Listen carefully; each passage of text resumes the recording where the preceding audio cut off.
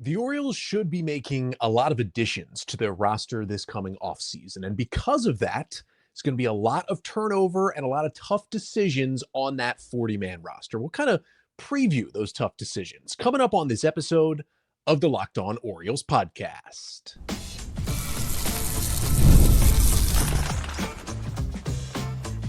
You are Locked On Orioles, your daily Baltimore Orioles podcast. Part of the Locked On Podcast Network, your team every day. Hey there, Orioles fans. Today is Wednesday, September 3rd, 2025, and welcome back into the Locked On Orioles podcast, part of the Locked On Podcast Network, your team every day. As always, I'm your host, Connor Newcomb. And coming up on today's episode, we're going to take kind of an early look at some of the Orioles' offseason plans. Not necessarily what kind of players they'll try to trade for or sign to bolster this big league roster heading into 2026, but more so the minutia of this roster, because they currently have a full 40-man roster, but they're going to need to open some space, obviously, to add some players. So which of these guys who are kind of auditioning here in September for the Orioles will stick, and which ones won't, and who is really in danger of being on the bubble as we get to November, December, and beyond. We'll get to all that coming up on this episode of the Locked On Orioles podcast, which is brought to you by Game Time. Download the Game Time app, create an account, and use code LOCKEDONMLB for $20 off your first purchase. So as you can already tell, this episode is not going to be recapping the Tuesday night game between the Orioles and the Padres in San Diego. If you've been listening along, watching, following along with this show for a while, you kind of know what generally happens when the Orioles are on the West Coast during the week. I do work a 9-to-5 job. It becomes almost impossible to stay up for a game that starts really any later than like 8:30 p.m. Eastern time, watch the whole game, record a podcast, do my notes, edit it, and get it published and uploaded by the next morning. So generally when there is a weekday West Coast game, I still give you another episode talking about something and then follow up on that game. So this episode will not include anything about Tuesday night's game. When I am back tomorrow on Thursday, because the Orioles, of course, had the night-ish game on Monday that was normal time. They get the day game here on Wednesday. I'll have a recap of games 2 and 3 of the Orioles-Padres series. And of course, the biggest storyline there is recapping the season debut for Tyler Wells. Hopefully it went well if you're listening to this now, but I'll have a full recap of it on tomorrow's episode. But still want to get you some content here on a Wednesday. And it's something I've been kind of alluding to, talking about some over the past couple of weeks, really, I would say since the trade deadline, and the Orioles got this influx of minor league talent. They've been bringing in all these different relievers to fill this bullpen and auditioning these guys.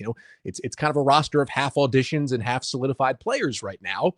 It's going to make for a lot of interesting decisions for Mike Elias in this front office. Who stays and who goes, who's good enough to be a part of the next good Orioles team, and who has just kind of been filler for this team this year and will be gone in the offseason. I think the best way to break it down is to look at the 40-man roster. So if you're unfamiliar, of course, there are 26 players on the active roster of a Major League Baseball team. It's actually up to 28 now because you get 2 expanded roster spots for the month of September, but for the most of the year is 26. But beyond that 26-man roster, there is a larger 40-man roster. Some of those guys may be injured or they're in the minor leagues, usually in AAA. But if you're on the 40-man roster, you're making a bigger salary.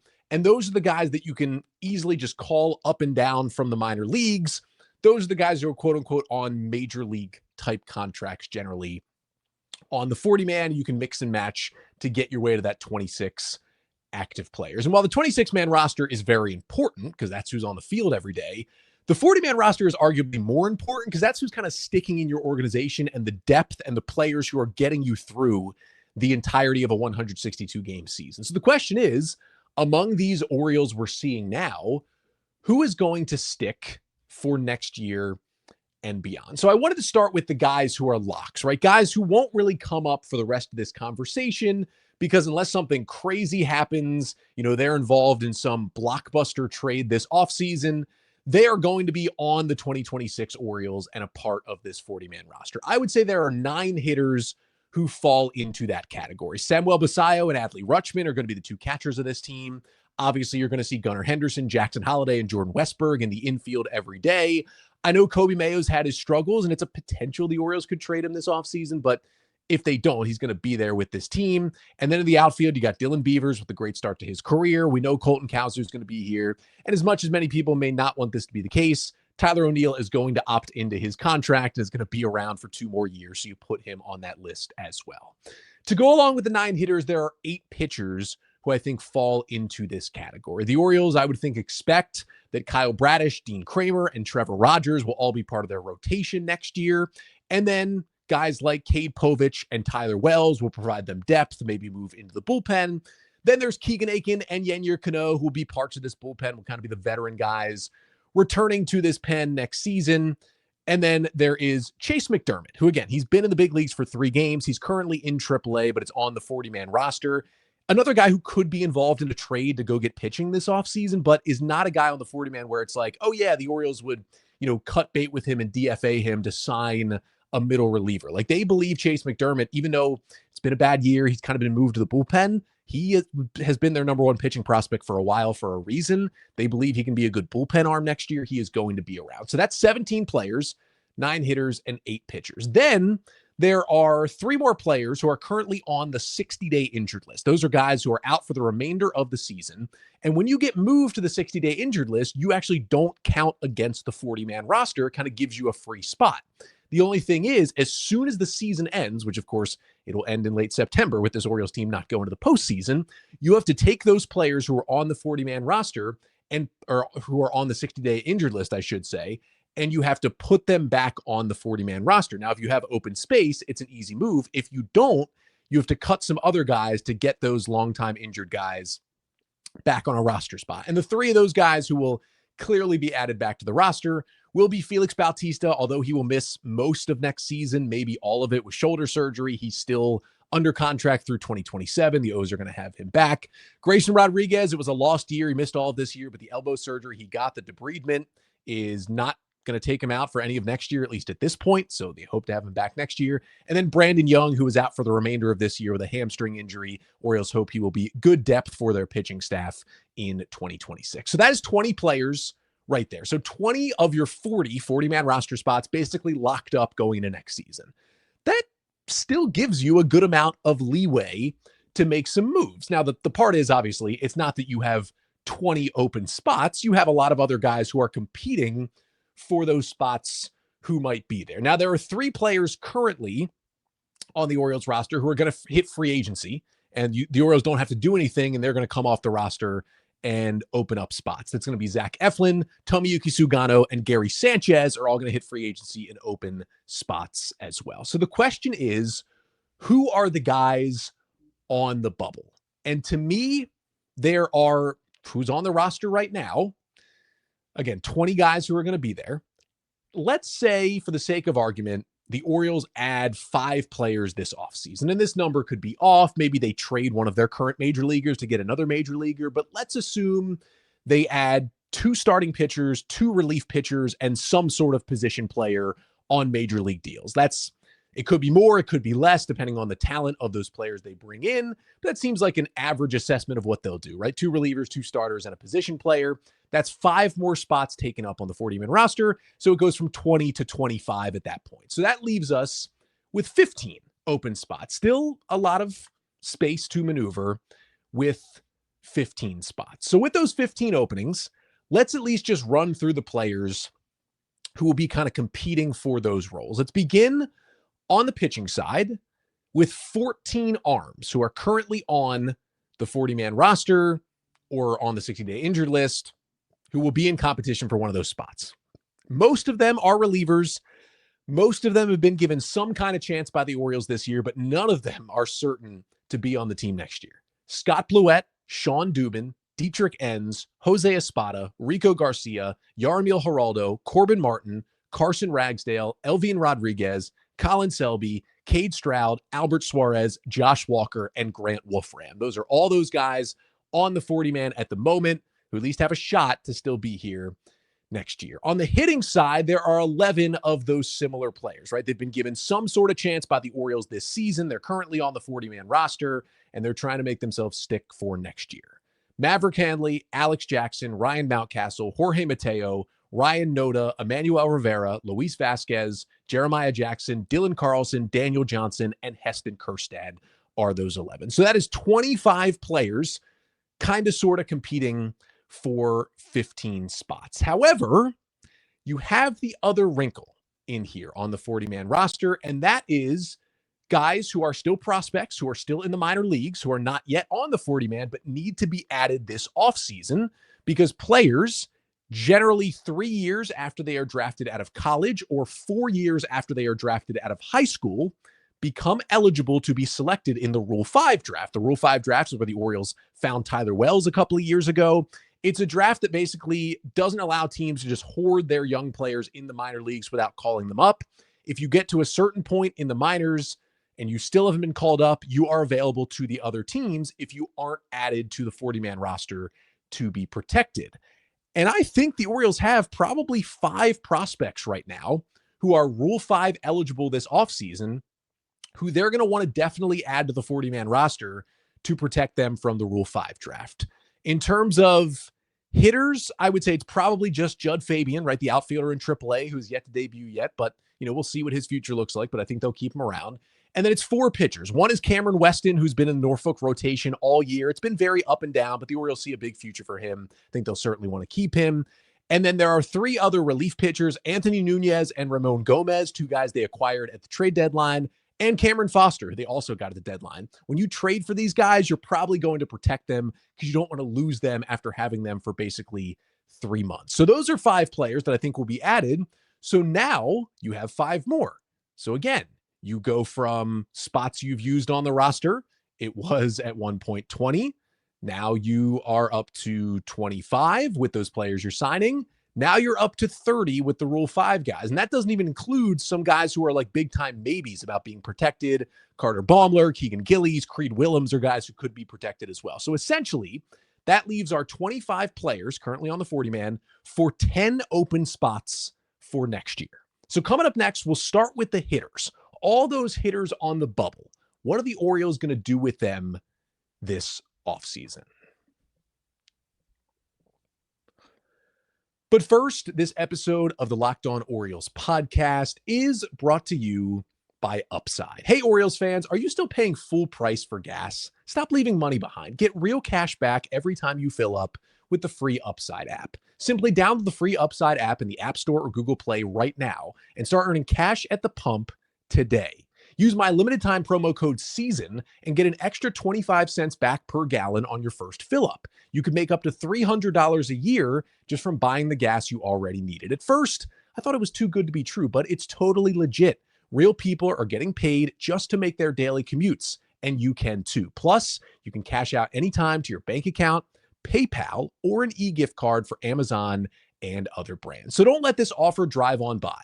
Download the free Upside app now by using my limited time promo code SEASON for a limited time 25 cent per gallon bonus. That's promo code SEASON. Offers vary by user and location. Go to upside.com for terms and conditions. And this episode of the Locked On Orioles podcast is also brought to you by Game Time. There's nothing like catching a baseball game live. The energy, the crowd, the chance to see your team in person, but actually getting tickets, that's the tough part. Queues, login screens, surprise fees, it takes all the fun out of it. So that's why I use Game Time, the app that gives you the advantage back to fans. Game Time is fast, easy, and backed by the Game Time guarantee. You'll always get 100% authentic tickets delivered on time and at the best price. Plus, all the fees are included, so the price you see is the price you pay. That's probably the best part when I'm shopping for Orioles tickets at Game Time. Fees are included. So I'm checking out, I'm looking at tickets. I know my total upfront, no surprise fees when I get to check out. So download the Game Time app, create an account, and use code LOCKEDONMLB for $20 off your first purchase. Terms apply. Again, that's promo code LOCKEDONMLB for $20 off. Swipe, tap, ticket, go. Download Game Time today. So for the Orioles, as I mentioned, a lot of big decisions to make this offseason. Just to recap kind of the math we've done so far, There are, give or take, 30 of the Orioles available 40-man roster spots kind of accounted for next year, at least late in the offseason, right? Some of these guys like Felix Bautista, they're going to start next year on the 60-day injured list, so that'll eventually open a spot, but you don't put him on there until late in spring training. He's someone who you got to kind of carry at that point. So 30 spots, right? We got those 20 guys who are locked in on this roster.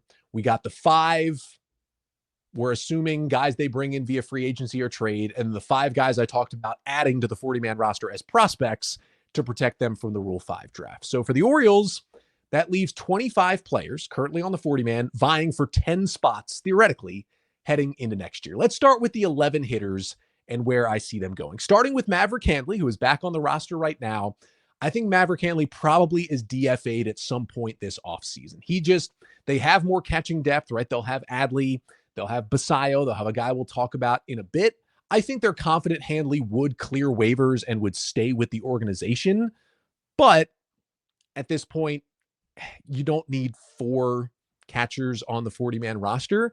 And so I think he would be one of the first guys to go. However, for Alex Jackson, I think he's going to stay on that 40-man for the entirety of the offseason. Now, once we get to spring training next year, it's going to be really interesting to see what the Orioles want to do from a catching perspective. But as I've talked about, especially as we've seen Samuel Basayo get the extension, we'll get Adley Rutschman back next year. And the fact that Alex Jackson has looked as good as he has, both offensively and defensively, since the Orioles went and got him a couple of months ago, I think it would be nice to carry 3 catchers on this roster next year, because then, you can have Adley and Basayo, whether it's catcher DH or catcher first base, in the lineup at the same time and not have to worry as much about, one getting hurt, having to burn the DH. You would still have another catcher in Alex Jackson on the bench for those moments.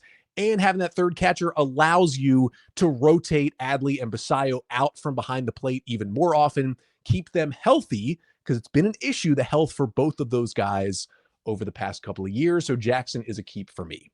Ryan Mountcastle. This is going to be an entire episode in the offseason talking about what to do with Ryan Mountcastle. Obviously coming off a great weekend in San Francisco, so that was nice to see. He's got one more year left in 2026. I really still think they'll find a way to trade him. It's possible they could non-tender him, but more likely they would find a way to trade him.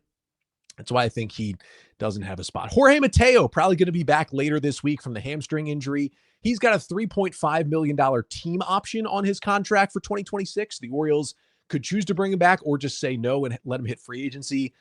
I think it's got to be time to just pull the plug on Jorge Mateo. There's been some great moments. There's been a lot of bad moments.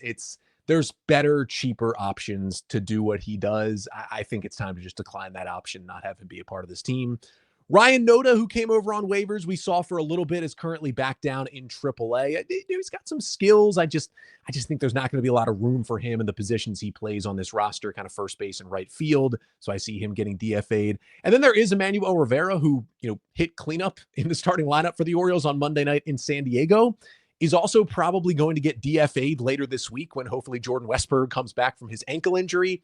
So a week from now, Rivera might not even be on the 40-man roster anyway, but I definitely don't think he's surviving through the offseason. Luis Vasquez, I think he stays. No guarantee he's got an opening day roster spot for next year, but what he does give you is versatility. He can swing the bat a little bit. He can play all the infield positions. He can play a little bit of outfield. He's a really good position player pitcher, and he has minor league options. Even if he doesn't make the team next year, he's that perfect kind of optionable depth infielder to have in AAA. And kind of the first guy you can call on when you have an injury. I think they like him enough to keep him around. And same with Jeremiah Jackson. Although I think Jeremiah has a much better spot of actually making the opening day roster next year than Luis Vasquez. He has continued to hit, I'm recording this here Monday night. He's on a 12-game hitting streak at this moment. He's been great since the Orioles called him up. I think he stays and has a good shot to make the team, kind of be the Ramon Arias of next year's squad, as I've talked about. Definitely a keeper in Jeremiah Jackson. Dylan Carlson is a tough one. The Orioles signed him to a very cheap one-year deal this offseason. He's played a lot this year, mostly because of all the injuries in the outfield and then the trade the Orioles made at the deadline. Carlson hasn't really been that good. Now, because of his contract status and when he was non-tendered by the Rays last year, the Orioles actually don't have to extend him. He is back into the arbitration process. So he actually has one more year of arbitration where the Orioles, if they want to, still have team control of Carlson through 2026. So they would have an extra year of him if they want. Would they want to? He'd probably only cost, I don't know, $2 to $3 million next year. That's pretty cheap for a guy who's fairly versatile in the outfield, a switch hitter. It's just, I don't love the bat. I think there's, you could go out and get a guy for maybe $5 or $6 million. You pay a little bit more money, but get a lot more production from that fourth outfielder spot, kind of a Harrison Bader type. And because of that, I think Carlson's probably a non-tender candidate and doesn't stick around. Then you have Daniel Johnson, who I really like, but he's probably, I mean, I think it'd make a good argument if you said Daniel Johnson is below Dylan Carlson in the pecking order for kind of a fourth or fifth outfielder spot on next year's team. So if Carlson's going to go, Daniel Johnson probably will as well. Although I like him, he'll probably find himself on waivers at some point this offseason. And then you have the curious case of Heston Kjerstad, who's been in AAA for a while. He's been on the AAA injured list for over a month. All the Orioles have said that it's fatigue and that he's dealing with something, and they're not quite ready to say what it is. I really hope that just health-wise, Heston is okay. But barring some crazy or unforeseen circumstances, the O's are going to keep him on the 40-man roster, keep believing in him, hoping he can be an impact bat for this team again at some point. It's a weird situation, but he's probably going to at least keep his 40-man roster spot with this team. So out of the 11, I'm keeping 4. Alex Jackson, Jeremiah Jackson, Luis Vasquez, and Heston Kjerstad. So that leaves 6 spots for the 14 pitchers who currently sit on the bubble. I'll make my selections for those 6 coming up next.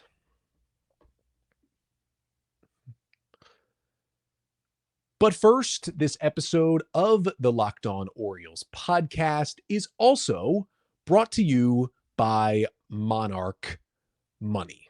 For me, this is where you go for financial help. Most people can't name all their financial accounts or even what they're worth, whether it's 401ks, properties, or investments. And when you don't have the full picture, you can end up leaving money on the table.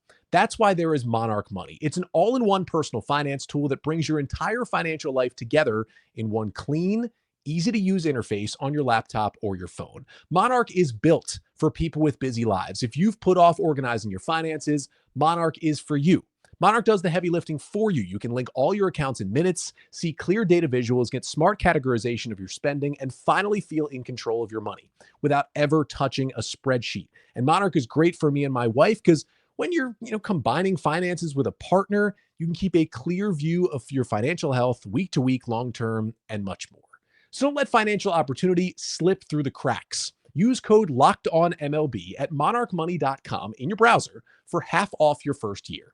That's 50% off your first year at monarchmoney.com with code LOCKEDONMLB.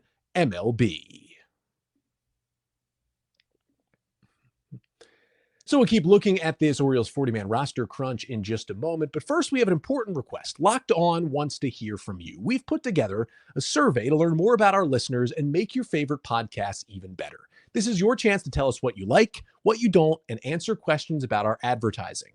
Go to lockedonpodcast.com/survey to get started. Everyone who completes a survey will be entered for a chance to win one of 10 $100 Amazon gift cards. Again, that's lockedonpodcast.com/survey. You can also find the link in the show notes. Thank you so much for helping us out here at Locked On Orioles and the Locked On Podcast Network. So we're running through the Orioles 40-man roster and the crunch they're going to hit, kind of an early preview of what that's going to look like. And I'm doing it now because we're just seeing so many of these names, especially relievers, kind of roll through this Orioles active roster and 40-man roster really over the past month since the trade deadline. And it's kind of hard to figure out, okay, first of all, we're trying to evaluate them talent-wise who would stick around. But then even if you evaluated, hey, there's 8 of these guys who I think are good, how many of them can actually have a spot on this roster when you're still going to be signing other, more veteran guys to come in?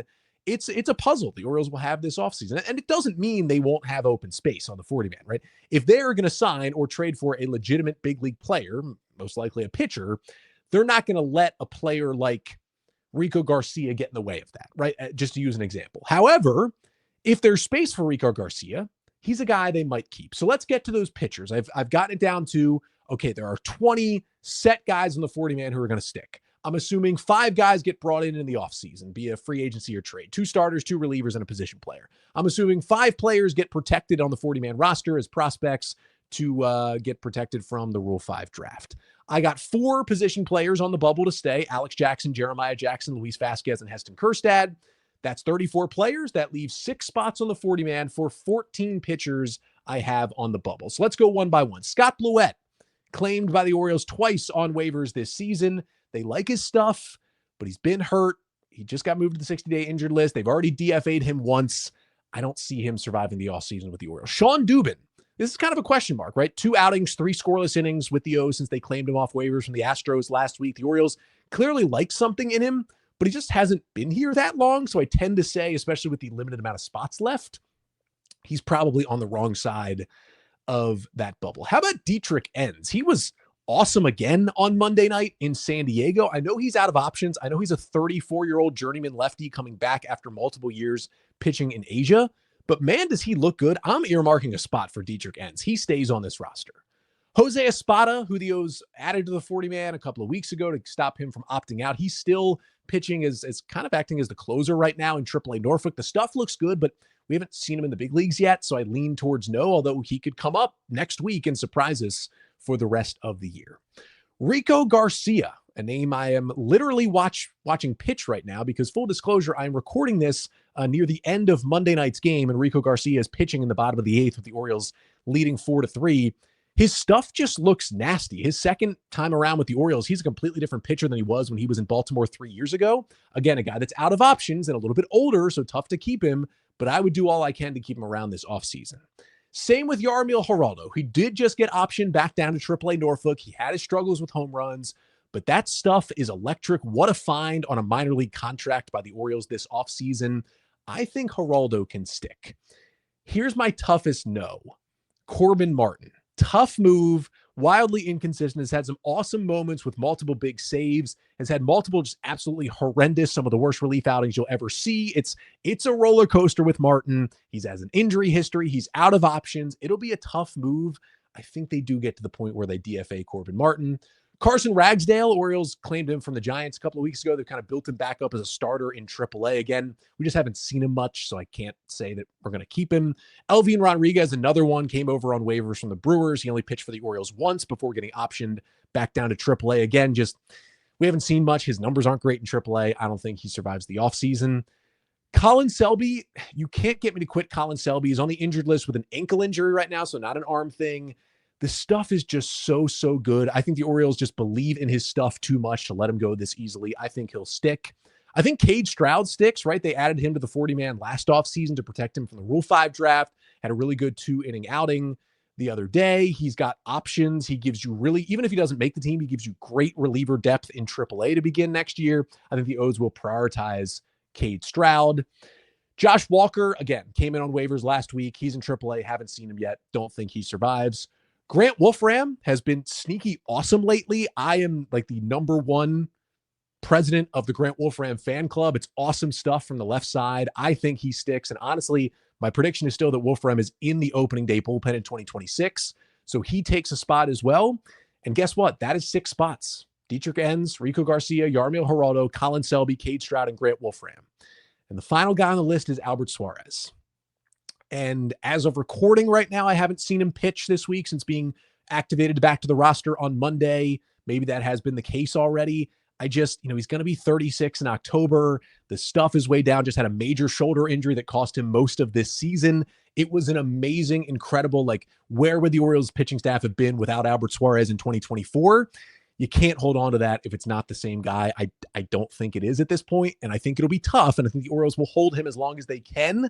But I think Suarez is one of the biggest names who falls victim to that 40-man roster crunch this offseason. So those are the guys, right? And that's exactly 40. It doesn't take into account, though, any waiver moves the Orioles make or more signings or other trades or anything that happens between now and next spring training. A lot of moves to make, hopefully, for the Orioles. Hopefully some big moves as well between now and then. But, there's guys to cut down. Yes, these were some tough decisions, but also, as I mentioned, with Rico Garcia or with Colin Selby, right? If the Orioles keep them and then they find a way to go and get a really good setup man, they sign Luke Weaver, I'm not going to bat an eye if the Orioles DFA Colin Selby to get Luke Weaver on this team for next year. That's just know that that's kind of how I'm approaching this. This is what I'm looking at with the guys we have right now and building in 5 spots for free agents. But if there's other better free agents they want to bring in too, we wish you luck in the future, Luis Vasquez, right? That is okay if they're going to make this team better and back to playoff level in 2026. That'll do it, though, for today's episode. Make sure you are following the show wherever you listen. Subscribe. 5-star rating and a review really helps us out. Apple, Spotify, wherever it may be. We're also here on the Locked On Orioles YouTube channel. Make sure to like, comment, and subscribe. And put your comment right here in this video. Who did I get wrong, right? Where there's some guys like Albert Suarez or Corbin Martin who you don't think the Orioles should get rid of. Or guys who I kept, like Yarmiel Geraldo or Colin Selby. You're saying, Connor, no way they're going to keep those guys through the offseason. Let me know what you think of this kind of 40-man roster crunch preview. Again, I'm recording this here on Monday night because of the late game Tuesday and just my schedule on Tuesday evening. So no Tyler Wells season debut recap. That's coming up on tomorrow's episode. I will recap games 2 and 3 of the Orioles-Padres series. And of course, we will spend the most time on how Tyler Wells looks, finally coming back from elbow surgery in his 2025 debut that he made on Tuesday night. That is on tomorrow's episode. Until then, I'm Connor Newcomb, and this has been the Locked On Orioles podcast, part of the Locked On Podcast Network. Your team every day.